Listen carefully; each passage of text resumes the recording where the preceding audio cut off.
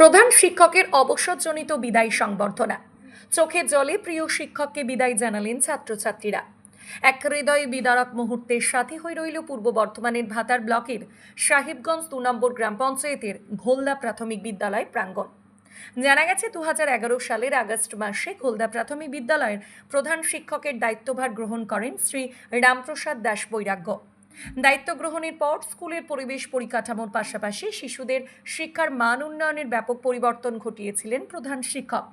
শিশুদেরকে কার্যত ভালোবাসার বন্ধনে আবদ্ধ করে পাঠদান করাতেন, তাই তিনি স্কুলের ছাত্রছাত্রীদের কাছে নয়নের মণি।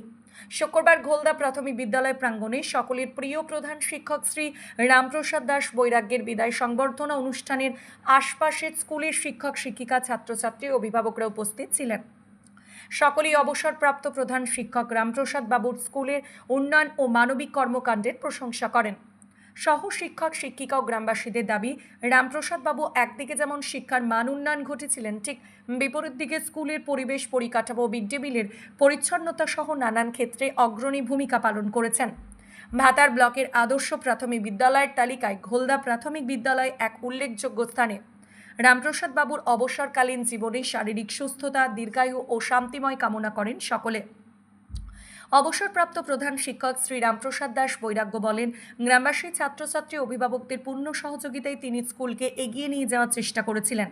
আগামী দিনে স্কুলের সুবৃদ্ধি ও ছাত্রছাত্রীদের উজ্জ্বল ভবিষ্যতের কামনা করেন তিনি। পূর্ব বর্ধমান থেকে ভাতার থেকে শেখ মিলনের রিপোর্ট, 7 দিন টিভি।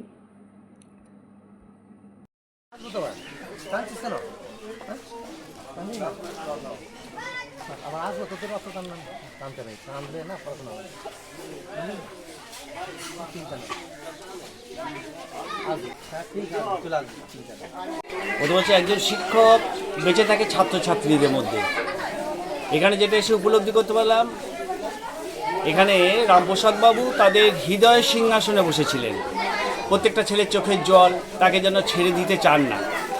কারণ কি, তিনি এখানে মিড ডে মিলের যে পরিকাঠামোর একটা উন্নতি ঘটেছেন। এর আগে স্কুলে এসেছি, বিদ্যালয়ের সামগ্রিক পরিকাঠামো, বিদ্যালয়ের পঠন পাঠন, সব থেকে পরিচ্ছন্নতা, এই পরিচ্ছন্নতার দিকটা ভীষণভাবে তিনি নজর দিয়েছেন। এবং সব থেকে একটা শৃঙ্খলাবোধটা ছাত্রছাত্রীর মধ্যে জেগেছে। কারণ ছাত্রছাত্রীদেরকে আমি লক্ষ্য করলাম যে তারা বেশ শৃঙ্খলা পরায়ণ, এবং একজন শিক্ষক যদি শৃঙ্খলা পরায়ণ না হয় তো ছাত্রছাত্রীরা হতে পারে না। কারণ ছাত্রছাত্রীরা তার শিক্ষকের আদর্শ দ্বারা অনুপ্রাণিত হয়। এরা অনুপ্রাণিত হচ্ছে, প্রত্যেকের চোখের জল আমাকে খুব এটাকে খুব নাড়া দিল যে তিনি কতটা গ্রামবাসী, অভিভাবক থেকে শুরু করে ছাত্রছাত্রী সকলের মনে কতটা তিনি স্থান দখল করে আছেন। আমি খুব একই সঙ্গে আনন্দ পেলাম এটা ভেবে যে আমি একজন শিক্ষক হিসেবে ভেবেছি যে এইভাবে একটা মানুষ বা একজন শিক্ষক এক ছাত্রছাত্রীর মধ্যে এইভাবে অমর হয়ে থাকতে পারে। এই ঘোলদা প্রাথমিক বিদ্যালয়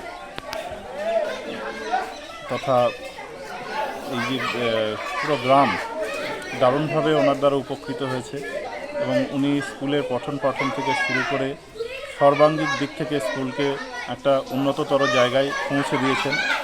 যেক্ষেত্রে যে সমস্ত পরিষেবা বিদ্যালয়ে পড়াশোনার সঙ্গে সঙ্গেও লব্ধ হয় সরকারি বিদ্যালয়ে, সেগুলো যাতে সুচারুভাবে খুব সুষ্ঠুভাবে ছাত্রছাত্রীরা পায় সে ব্যবস্থা তিনি নিখুঁতভাবে করে গিয়েছেন। এবং তার প্রভাব আমরা দেখতে পাচ্ছি বিদ্যালয়ে।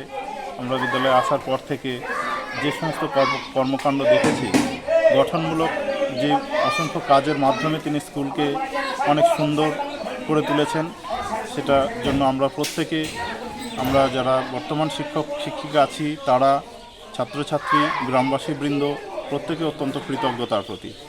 এবং আমরা চাইব ওনার দেখানো পথে যেন আমরা স্কুলকে আরও উন্নত থেকে উন্নততর করতে পারি।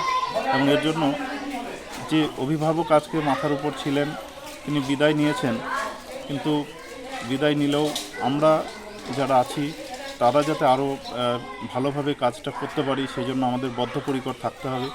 কাজটা আমাদের আরও বেড়ে গেল। যেখানে আমরা 4 জন ছিলাম, বর্তমানে 3 জন।